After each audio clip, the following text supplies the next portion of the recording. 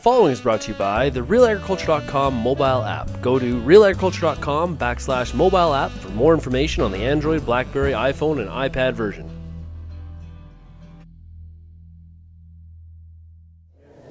Okay, Doug, we're here at Grain World 13. We just wrapped up a really interesting conversation on the changing wheat market. I think the overarching maybe bombshell really was that protein, really high protein, just doesn't have a premium anymore. Tell us a bit about that. Well, I mean, protein is a commodity, which, I think we have to separate out the wheat price from the value of protein. Protein is a commodity, and what we're seeing, we've seen a year where we have record levels of protein, and it's gone down in price. The wheat price is unchanged, let's just say, but protein supply is, there's an oversupply of protein, so the protein premiums have come down. Simultaneously, the wheat board ends and the fixed protein spreads have disappeared.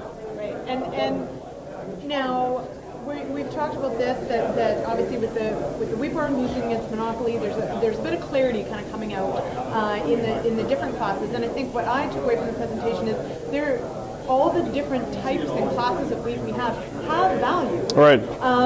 And that maybe that's been veiled or muddled a little bit. And so your discussion really was for farmers to start looking into maybe IP contracts or looking into those as specific, almost considering them like flax and soybeans. Right. So considering the different, tell us a bit about. Well, those crops do have a value. The winter wheat, obviously you see winter wheat acres going up.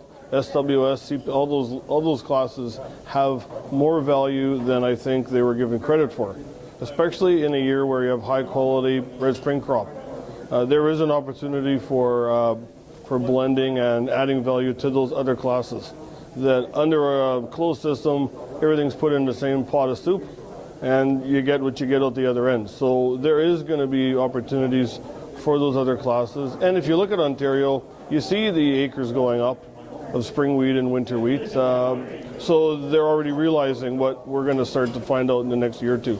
Okay, and you also recommended, for farmers to sort of clear their head of this idea of going for protein and go for production and for sort of these smaller classes, but do it well. Right, and I think that you'll see when you look at plant breeding, you'll see an emphasis turn to production.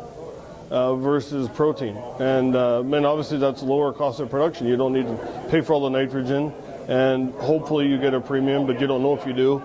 So I think there's going to be a lot of clarity through better market signals. Great. Okay. Thanks so much, Doug. Good. Thank you.